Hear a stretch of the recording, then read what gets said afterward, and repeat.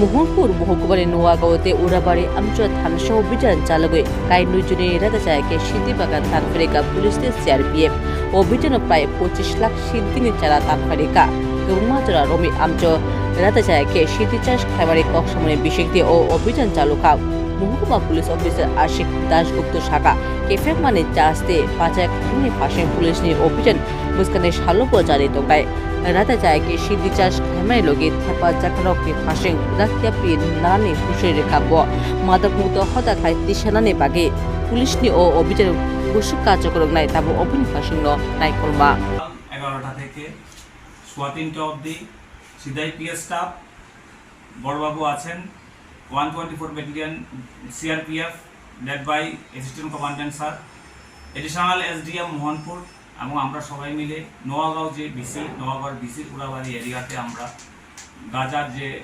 Nursery distraction আমরা অভিযান করি এবং ডিস্ট্রাকশনের সময় আমরা 22টা প্লট ধ্বংস করি, যেটার মধ্যে নার্সারিও ছিল এবং নতুন লাগানো যে বাগান এই বাগান 22টি প্লটের কতগুলি চারা গাছ ধ্বংস করতে হয়েছে? আনুমানিক 25 লক্ষের উপর হবে। 25 লক্ষ। এই যে এই সমতল এলাকাগুলির পাশাপাশি মানে এডিসির যে প্রত্যন্ত পাহাড়ি এলাকা রয়েছে, বিভিন্ন এলাকার মধ্যে এই ধরনের গাছের মানে চাষ হচ্ছে প্রত্যেক বছর। এই বিষয়ে আপনাদের কি ধরনের পদক্ষেপ থাকবে আগামী দিনে? না দেখেন, অভিযান হচ্ছে না তা ঠিক না। কিছুদিন আগে সিআইপিএসে কেস হয়েছে, এটা এডিসি এরিয়ার মধ্যেই হয়েছে।